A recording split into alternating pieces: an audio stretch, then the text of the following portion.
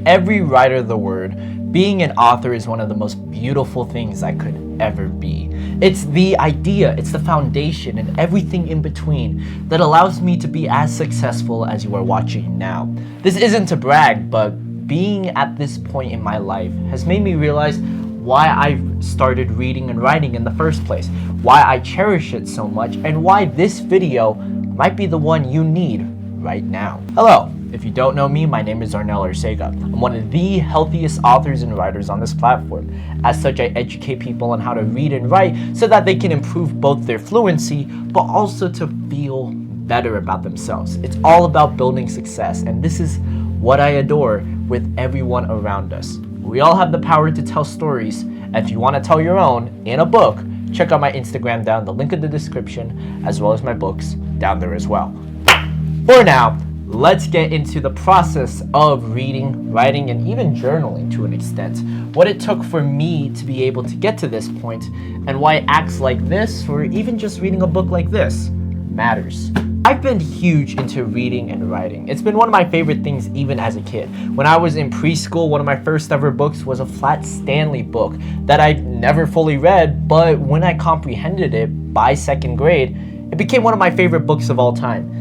Eventually, I started reading more and more books. My mom always read to me by bedtime, and when I developed that feeling over and over, I got to the point where I am now. The past few years, I've dabbled in between journaling as well as reading. It's been something of a habit myself that I find meditative to a degree. I find it beautiful to know that this act of just reading and writing words can be something that changes our minds. It builds success, it builds businesses, and it builds the foundation for our own lives moving into the future. What worked for me was all about how I comprehended this information. I took it in little doses. When I found out about journaling, I decided to keep it small. I kept it all around my goals and what I wanted to do that day.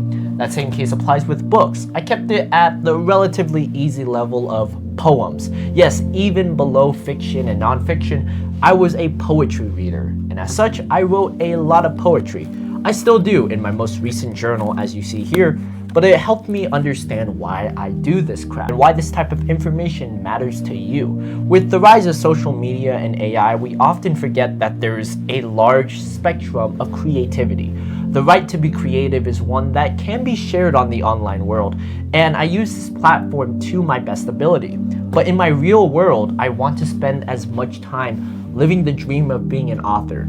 It's not just about writing books, but it's also about reading books, consuming all kinds of media, the healthy kind for that matter, and then using that to write down my thoughts. I love this process because I recently found a way to get through each and every one of these things on a daily basis, all the way from 7 in the morning to 8 p.m. Let me break down what I do from morning all the way to night. With how much time has changed and how much the evenings grow on, you can follow this process too, no matter who you are or where you come from. First thing I want to talk about is the morning. Every morning, I wake up around 5, maybe 6 in the morning. This is because I have school to go to, but even on my weekends, I still do this practice.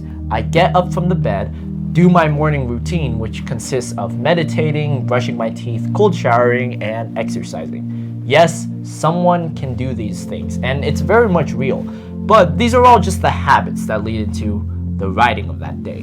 Before I even get to the writing, however, there is reading. Reading is a hard thing to dabble on because I've found it so hard to read consistently. Some of these books over here I've read in the matter of hours. Others took me several weeks to maybe even a month to read. While grateful that I've read all of these books in this year alone, I've also understood that to get to this point, I had to be consistent. And that consistency comes in what I do every morning. Once I finished my morning routine, I would then start up some sort of assignment, whether it be a video, some sort of school work, or even just going out and getting some sunlight.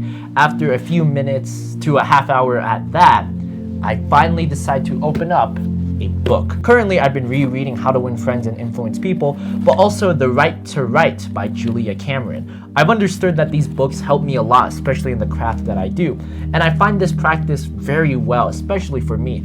I used to be an avid reader at night, but I found myself loving the process of reading in the morning because it sharpens my brain right away. It doesn't have to make me tired, but instead it can just make me focus, more focused on what I'm reading, the words I am looking at, and just use that to the best of my ability. I don't want to have reading as a side quest. I don't want it to be something that's off to the side. I want it to be part of my main life experience. And with someone like me, the healthy writer who likes to go outside in nature, get my exercise, and even just eat healthy food, reading is often negotiated to the side. However, when I spend my mornings like this, to be able to read as early as possible, whether that's during, after, or even before my morning routine, I'm able to appreciate the craft all the more. I kept this up for the past several weeks, and it's helped me a lot. Not only have I been reading at a faster pace, but I've also been using my phone as a way to read as well. It's all about how you consume these types of medias, and for me at least, I find the morning the best way to use this. I read about 2 to 3 hours in the morning, even though on school days I read only about an hour. Afterward, I then focus on the big meat of the craft, the writing. While school definitely hinders this area to some extent, by afternoon time I am instantly writing. I'm working on rewriting my third novel, The Winning Complex, to be a sharper story. I'm also using this time to practice the many exercises seen in The Right to Write by Julia Cameron. All these together, I make sure that I'm writing something effective and worthwhile because it's a meditative practice. The more I'm able to focus on these areas, the better I'm at crafting it. It's not about what I'm doing in that time, but rather how much time and effort I'm putting into it. You can write all the words you want into a book, but to be able to write something sharp and effective, you have to sit with it. These writing tools I've been using, both from that story as well as the previous writing tools by Roy Peter Clark, I've learned a lot, and I've appreciated the craft all the more. It's not just about telling a story or getting a message across. While I love to profit off of that, I also understood writing as this purposeful, meaningful thing to do. With many teenagers chasing instant gratification through girls, relationships, or even just their phones themselves, to be able to sit down and write for hours on many different ideas, that's what I strive for. My biggest tip for you is if you're similar to me working on a novel, then keep it at the bare minimum. Focus on that novel. Focus on telling the best story you can, being the observer and the narrator of that said story. It's not just about how you perform in it, but rather what you do in that time. And I like to use my 10 p.m. to 12, maybe 1 p.m. block to write as much as possible. It gets me a lot of the work done, and going back to October, having started this habit now, I've appreciated writing in a lot of ways. It made me appreciate the world around me and the environment that I see. To be able to see this and to explain it as thorough as possible, that is what builds magic. And that's what gave me the same sense of euphoria that I once felt when I was a kid. It's beautiful to say the least. But to be able to perfect that, it's what it takes to build consistency. Even though there's a lot of time on the day left through this cycle, I still suggest to spend your hours accordingly. To build social connections here, to work out here, to get some sunlight here, that's usually what I spend my 2 p.m. to maybe 6 p.m. block doing. I catch up on some work, and I even record videos like the one you are watching right now. But before I go to bed, I always remember one final thing: journal. I'm a full-time author, and as such, I make sure that I use this time to appreciate all of the words I'm writing. That even includes the goals I am making. Most of these goals are related to the reading and writing that we've discussed earlier in this video. And to build the best routine, you have to be able to know what kind of routine you're building, as well as what kind of craft you are making. That comes in the form of journals. Journals are one of the most vital aspects of our creativity. To be able to write down what we're grateful for, to appreciate the goals and the gratitude we see in everyday life. It's not just a Thanksgiving matter, it's an everyday matter. Knowing what you've done today, even if it's as small as reading 10 pages a day, writing 1,000 words in your novel, or even just going outside for half an hour, that is success. That's what builds success. And comparing it to some people you know, Yes, there are degenerates out there who are not following the advice I'm giving in this video. You don't even have to be a writer to appreciate why you should read and write. You have the ability to do so, and to be creative and strong enough, to be mentally sharp and mentally strong, to be able to be kind and appreciate the words you are writing. That is what makes me love this craft. And this is what I say that makes the perfect writing routine. I usually spend this time journaling right before I go to bed because it clears my consciousness. I know what I'm going to write the following day, and while there are some goals I often miss here and there, I get as close as possible. And being as close as possible is the best thing you can do. I'm not perfect, neither are you, but you should be able to craft something greater than yourself. And that's what I want you to do as a fellow author, writer, and reader. Altogether, what changes lives are the things we do.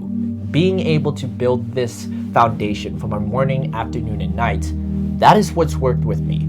Whatever you picked up from this video, I hope you can use this routine well, even if you don't follow it effectively, to be able to enjoy the process and to spend time writing and scribbling little ideas.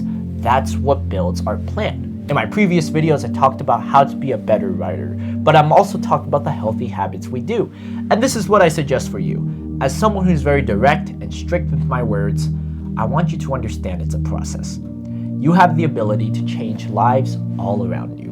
And even if it's not now, remember it will be a lonely but effective process. Be understanding of the words you are writing. Sometimes you are writing well, but to be able to be the best writer, you have to plan your day accordingly. There's a reason why I only write from 10 to 1 p.m. because I know I need to fill up that social barrier so I don't get lost in my words. Same case applies with writing as a side gig. You don't want it to be something that is largely forgotten. Always finish the projects, but know what is important. Know what you want to get done, and if this is the dream you desire, then run faster than you ever did before. I hope you enjoyed today's video. Use this knowledge well to continue improving on your stories. Read, write, and journal. No matter what you do, you are continuously expanding your mind. Use my words to your best ability, and follow my Instagram if you want personal help on your own book, story, or whatever kind of writing and reading you want. I am Arnel Arcega, and until next time, keep on reading, keep on writing. Take care.